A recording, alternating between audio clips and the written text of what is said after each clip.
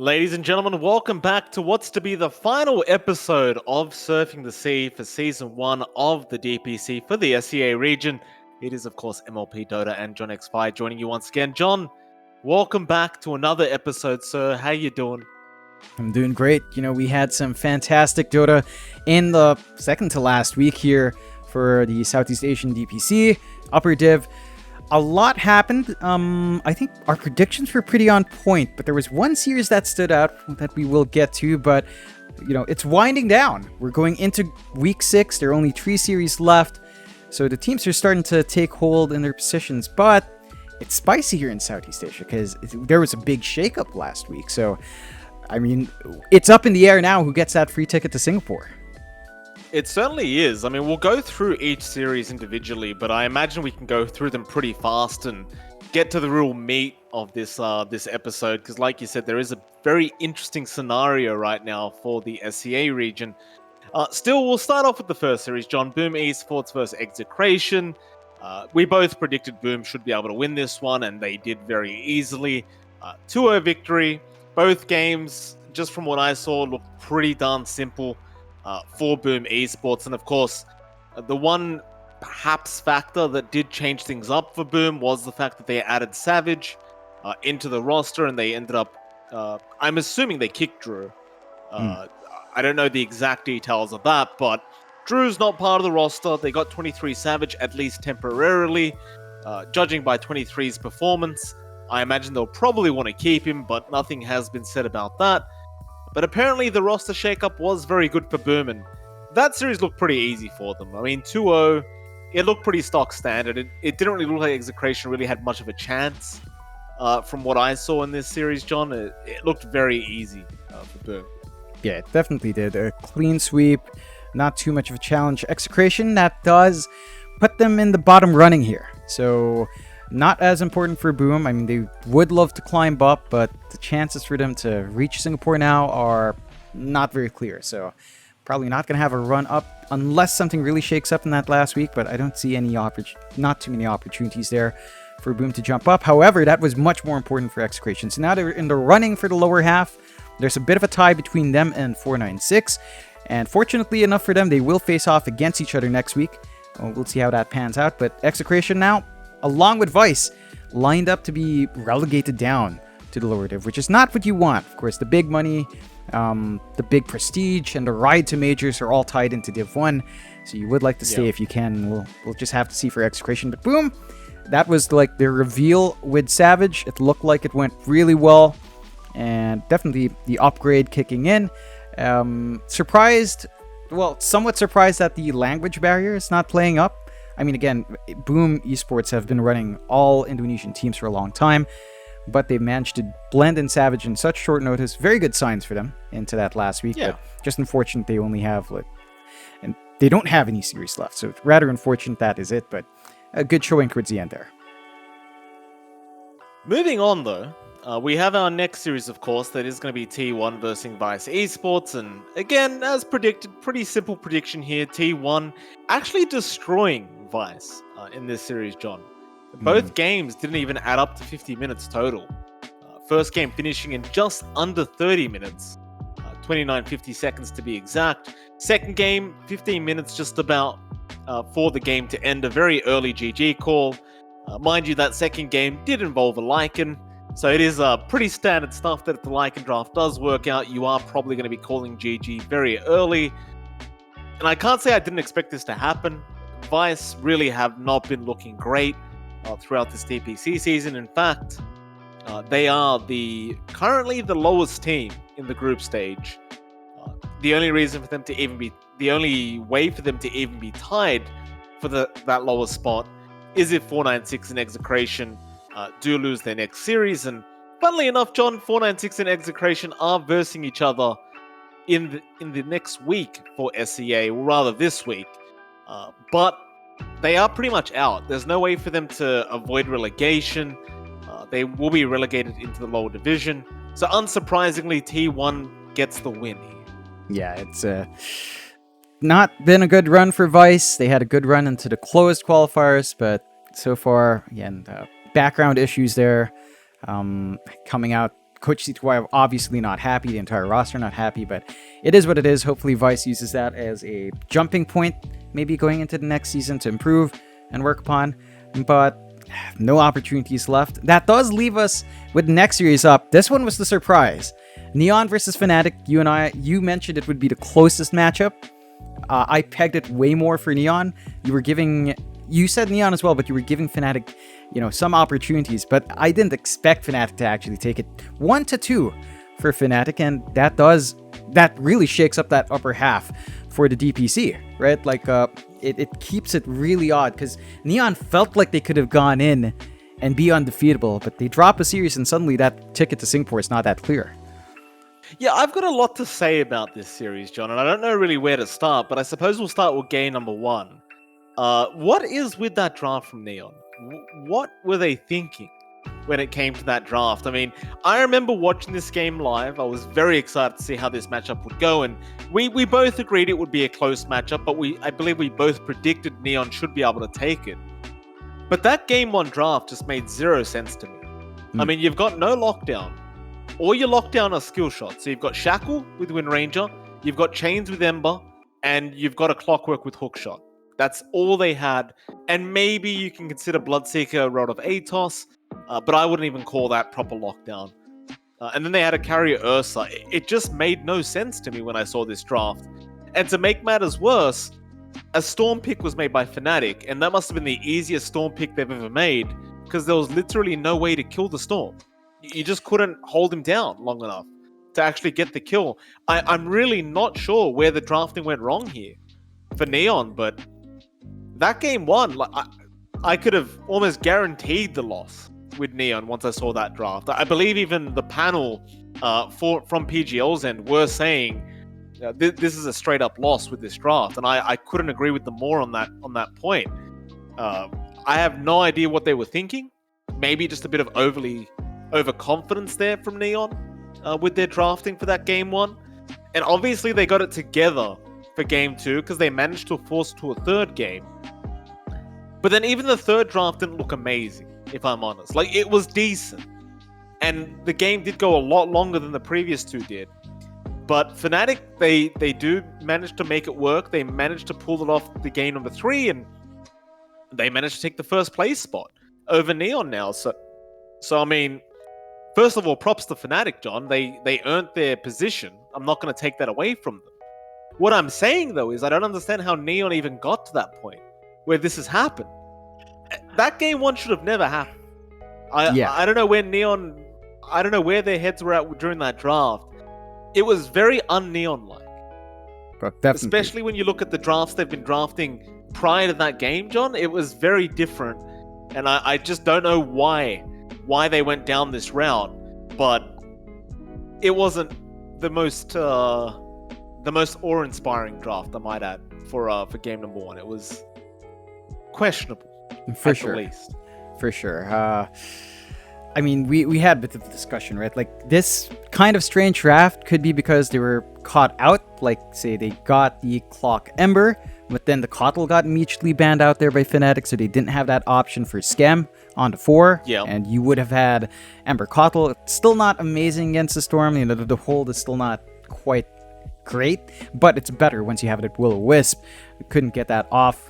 And this could also be something behind the scenes. Like, all of these teams probably scrim with each other a lot, and it looks like Fnatic might have had an edge from that information, just kind of abused that against Neon, so it doesn't work out against him. I will have to say, seeing the Elder Titan pop out, here's a fun fact for you. John Uwell has actually been watching Crest Dota on Facebook, and Crest has been spamming nonstop. Our friend Crest peak rank 180, currently rank 200, spams out Elder Titan. And when John Uwell was watching, I think he was watching and playing with Crest while he was playing Elder Titan. So that could be a reason why the ET's been popping out, at least there. I mean, not fully, of course, ET's a good hero, but that could explain that dip in, because we're used to seeing a bit more different heroes for John Uwell on the 5. So it could be a factor as well. They're just kind of play it around a bit too much and get punished. So they were really confident. You looked at Facebook. I've got John Uwell on Facebook now, and he was like, Singapore. Like 2 weeks ago, he was already posting like Singapore, they're sure. And, when you're at that high, and I had this talk with Crest, there are two states for a team. When you lose, you're low. When you win, you're in a super high. But no matter what state you're in as a team, you have to normalize. Every single time you have to reach that neutral state. And Neon might have been riding that high a bit too much. So they got overconfident, they got punished. And now they're in a very awkward spot for that ticket to Singapore. Just from one loss. They are. They really are. And we can go into that now, because some people may be like, what are you guys talking about? Well, we'll finish off the series first. We'll go over the series and we'll talk about why they're in a very awkward spot now. Not the second last series of the week was 496 versus TNC. Again, pretty obvious prediction for us. TNC was obviously the heavy favorites going into that. And I believe historically TNC has always had the one-up over 496. I don't think there's really much to say, to be perfectly honest, John, on these last two series. I think most series were pretty obvious to predict apart from Neon vs Fnatic. And the last one, of course, Vice vs Boom Esports, which again, you had 23 Savage. They seem to be gelling very, very well. And Vice has not been performing at all throughout this season. Unfortunately, only picking up one series win over the whole season. So, which leads us into this point now, and this is really what I want to talk about, is you've got a potential four-way tiebreaker for SEA now. And this is where you were talking about it's gotten very awkward for Neon. Because next week, you have two very important series. You have Fnatic versus TNC. If TNC somehow beat Fnatic, that'll mean that they're tied with Fnatic Neon and with Fnatic Neon and themselves, of course. And then the series after that, if Neon lose to T1, then we have a four-way tie officially in terms of score for the group stage between all these four teams. So Fnatic, Neon, TNC, and T1 would all be within a four-way tie if TNC beat Fnatic and if T1 can beat Neon. And that means that no spot in the major is guaranteed at all, and they'd have to go through a four-way tiebreaker, which we were talking about this earlier, and I could be completely wrong, and they could be going off the scores of each individual game throughout the group stages for this SEA DPC. I can tell you confidently that the region we're doing, North America, isn't doing that. So I'm kind of going based off those sort of rules, that they are just going off the standard score, the standard win to loss in terms of series. But if I am correct in saying this, John, there is a very decent likelihood that we might have a four-way tiebreaker going on. That there is. Again, because Neon dropped to Fnatic, this possibility opens up. Now, the best outcome for Neon is if TNC beats Fnatic, but Neon beats T1. If that happens, Neon gets to ride up. It's the same story for Fnatic. If Fnatic beats TNC and T1 beats Neon, Fnatic secured their spot as number one. So those are the best case scenarios for both of these teams right now. But the worst case is that four-way tie, and quite frankly, with the last matchups left, it's hard to tell who's going to win. Like, it is all so close. These are the top dogs of C finally facing up against each other, and it's going to be a hard one to call. Like, first up, you've got Execration versus 496, which is also important, right? Like, this is not as hyped up, but it is important to figure out who gets relegated to Div 2. So 496 and Execration, one of these teams has to find that win to cement their spot into the next season to stay in the upper Div. And one of these teams will have to get down there with Vice. So really important for both teams. They saved all the important matches for the end here, just by pure coincidence. The relegation matches and the major matches. So it's quite the way to close out for Southeast Asia there. It is. It's pretty darn insane. It's going to be a very, very interesting last week. I don't know if I hope for four-way tiebreakers, because from a viewer standpoint, it would be very entertaining. And personally, you and I, we're not really biased towards any of these teams. I don't care who makes it to the major and who doesn't. If I have any bias, John, I just want SEA to either get good position in the major or to win the major. I don't. Other than that, I don't care which team it is that does it, right? But a four-way tiebreaker could mix things up quite a lot. And in these tiebreakers, anything can happen. Neon, who looked like they should have been guaranteed a spot, right now don't look guaranteed to be in anything. And it would be, I would say it'd be heartbreaking, quite frankly, if they did not make it to the major now. Because there is that possibility.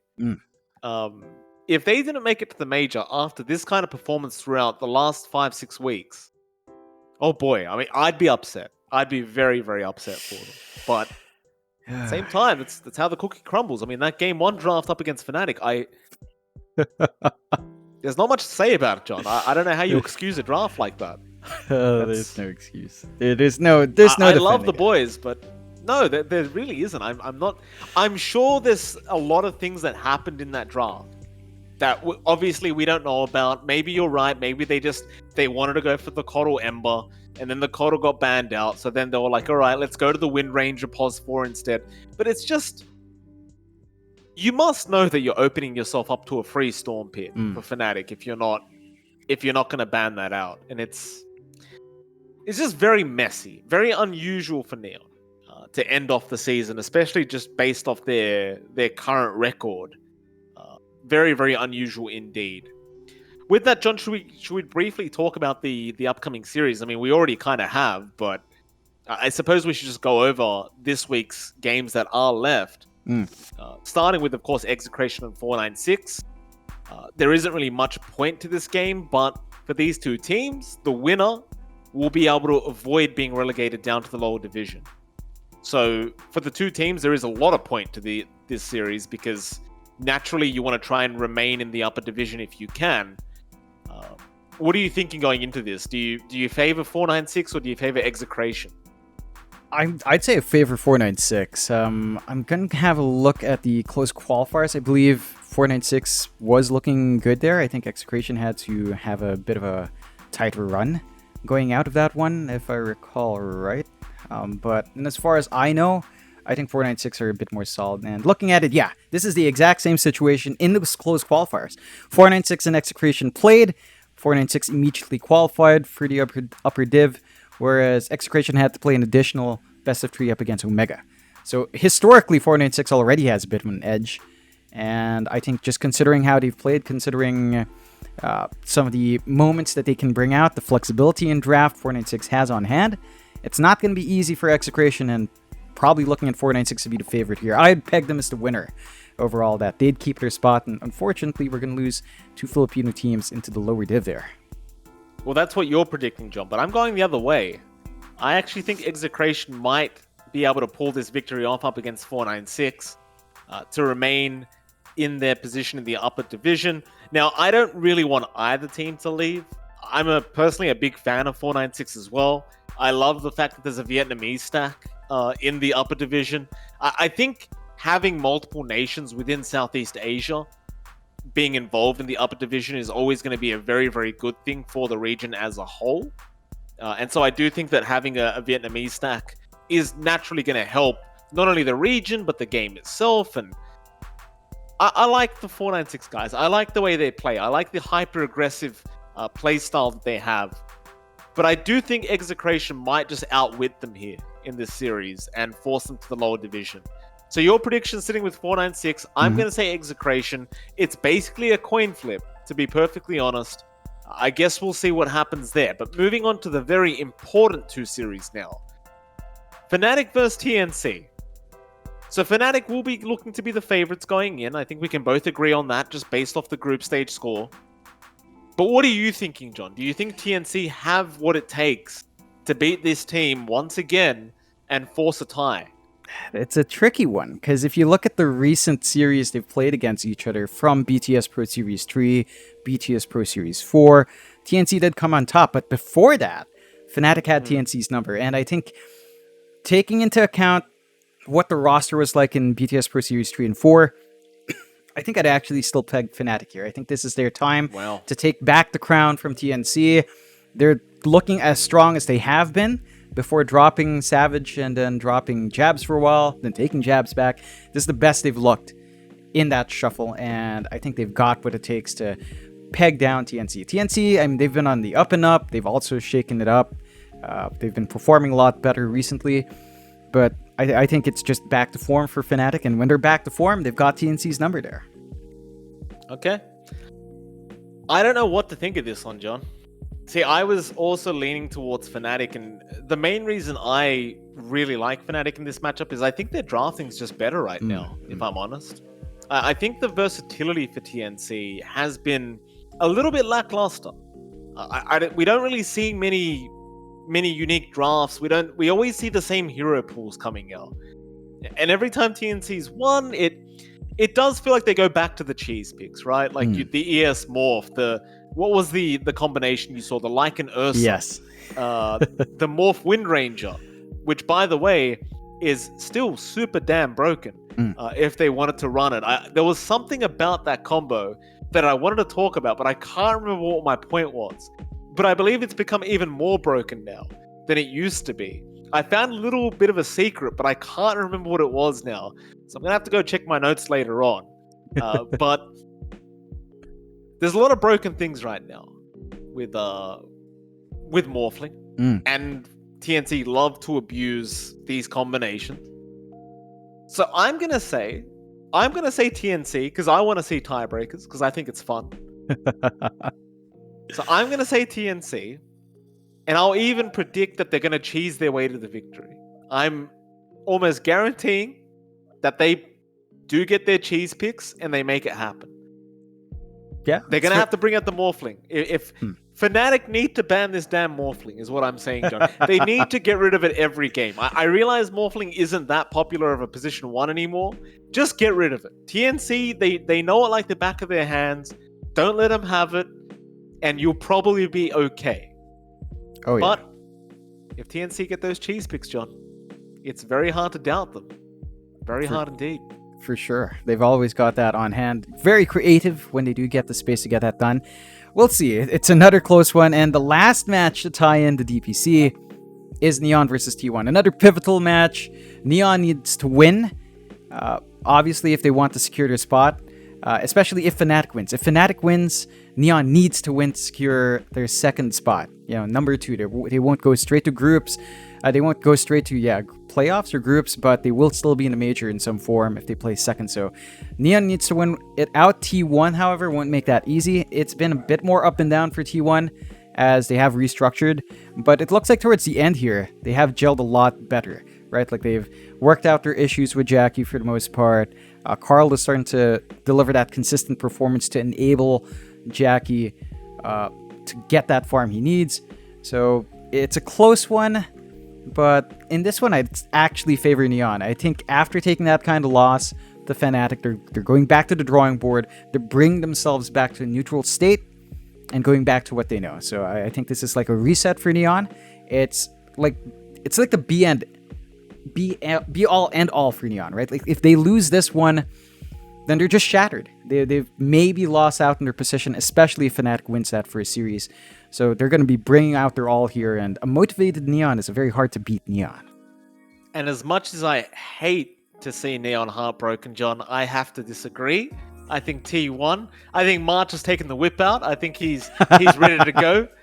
And I haven't supported my boy Mango March throughout the season much. I'm going to give him a bit of a shout out. Going to give him some support here. I want a 4-way tiebreaker. I'm a madman, John. I want to see the world burn. I'm actually in a very, very bad mood today, as you may have noticed. So I want to predict that we see a 4-way tiebreaker, and I can get myself a 6-pack of beer, turn the TV on, and enjoy some chaos from the comfort of my house. Of course, best of luck to all the teams. I hope they all perform extremely well. I'm going to say T1 because, again, I just like tiebreakers. I think they're fun to watch. And I'm sure some people are going to be very mad at me about saying all this, but see what happens. I mean, Neon should be the favorites. I can agree with you on that. I think they've been unstoppable. Neon should beat T1. But this is the first time they're matching up, and T1 still have a chance. And where there's a will, there's a way, and I think they can make it work. And, tiebreakers would honestly be a lot of fun for me, John. I'd like to see it. Yeah, it would be pretty insane. I'm not sure how it will end up if it does end up in that 4-way tie. We'll have to see as it rolls out. But DPC tying up, like, it's over. 6 weeks flying by like that. Can't believe it. It's that quick. But it's just it. That's just it. It is weird, right? Because it's like we have all this kind of content, all these ideas that we want to do, and then you leave it for a couple weeks, and next thing you know, you're halfway through the season, and it's like, wait a minute, we don't have time for that particular content anymore. Luckily, John, I do have a couple of ideas I haven't mentioned to you yet about before the major does come out, so we'll talk about that, and hopefully we can get some beautiful content up for our YouTube channel here. But John, it has been a pleasure this season, and unfortunately, like you said, it has gone a bit too fast. Anything else you want to say about the season before these series do pop off? I guess if there's tiebreakers, we could kind of come back for another final show of Surfing the Sea, and kind of talk about the tiebreakers before they happen. But you got anything else you want to say about this season? I mean, it's been a wild ride. A lot of teams sort of went out from that reshuffle. We've seen players get kicked out. Like, all the big names from old teams are in lower div as well. Boombelt's there. You've got In Your Dream, Miracle. Savage had to be thrown in as a stand-in lower div, then thrown in as a stand-in here. The shakeup for C has been pretty brutal. And I think after riding through that wave, Season 2 should be a lot more stable. We'll see what the structure is like. I think teams are... I don't know if teams really enjoy one game a week. Viewers do, because you get a game every day. It's structured that you can watch every region. But I think the teams get a bit antsy. They're sitting on their hands there. They're not doing much because it's only DPC. So we'll have to see if that holds up for Season 2. I'm going to go ahead and say that I don't think the teams like it. I think you've already kind of established that. As a viewer personally, John, I don't like it either. I think one series a week for each team, and teams versing each other once throughout group stages, it doesn't feel good. It doesn't feel like we're really finding the best teams within this group stage. You don't get to develop storylines properly by playing one series up against each other. The storylines come in that second series you get to play. And I think and this isn't just with PGO and SEA, John. This is every region, quite frankly. The format just feels very, very lackluster. The same thing said about North America. I've said it on stream just a few hours ago. I think the format sucks. Every single region just having to play each team once. I don't know. It feels really bland to me. I'd like to see the games doubled personally. I think that would make the teams happy. Personally, it would also make the talent happy, John, because that means more casting. Oh, yes. Which means more casters get opportunities to cast more games. And I think the viewers would probably be okay with that. I mean, viewers like storylines. They like to have that bit of story and hype behind a series before it even begins. And we don't really have that this season. Like, wouldn't you love to see Neon vs Fnatic again after what happened that first time? I would have loved to see it, but we're not going to see it unless it's a tiebreaker, which hopefully there is, so we can see it. But you get my point. Is I think if you doubled the amount of games, I don't think it'd be hurting anyone. All I think you'd be doing is you'd be giving more content out for everyone to watch. You'd be giving all the talent more work to do, which they're never going to complain about. Because quite frankly, this season there isn't much work. And for organizers, I mean, that's just more stream time. I don't see the problem. Yeah, and hopefully we'll see that restructuring for Season 2 when it comes out. I'll note as well, those DPC team support packs. It's the end. It's the end. The major's coming, boys. It looks like they're just going to release that at the major, but they promised it for the league.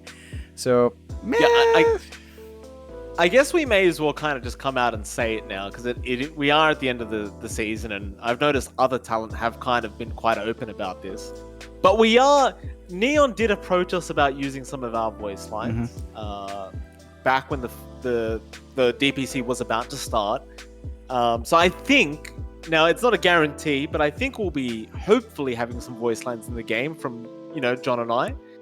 Which should be a bit of fun for us, John. Obviously, I'll have to buy that announcer pack. Or not the announcer pack, but just the pack in general, if Neon are going to do that. But yeah, what the hell's going on, Valve? I mean, it's been a hot minute. The season's over. Group stages are done. What are we doing? Like, are we Anime. waiting for the major to start? I mean, anime's good, John, but Jesus, let's pump it out. Let's get it out. You know, this is money for everyone, right? The teams get money, Valve gets money. The casters don't, but who cares about those idiots? The teams and Valve get money out of this. I don't see what the problem is. I don't know. I mean, hopefully it makes it out for the major. Obviously, that is the ideal now. We'll see if they make that deadline, but I guess it's just wait and see. And I guess it's one thing as well with the system. Like, for Southeast Asia, it's pretty hype, but it feels like when you end just on a best of 3, it doesn't end with a bang. Right? Like, Nope. For us, like, we're talking about this, all right, maybe tiebreakers, but if you reach these conditions and Fnatic goes in or Neon goes in, that's it. There's no boom, there's no bang, it's just done. And I think it's anticlimactic closing out like that as well with the season, but it is what it is. It is, and I'm sure Valve will review that and maybe fix it for season 2 or maybe even season 3, but we'll see. Apart from that, John, I think that wraps up this final episode. For any of the viewers that have been tuning in every week, we do appreciate the support. Thank you very much for that. Again, I know I've been promising content for weeks, John. It's been a bit of a rough couple weeks, I'll be honest, but it's coming. We'll have some more coming out before the major. And with that, it's MLP Dota and John Xfire, and it's been a pleasure. And hopefully we'll be back for season 2 as well with Surfing the Sea. We'll see you then.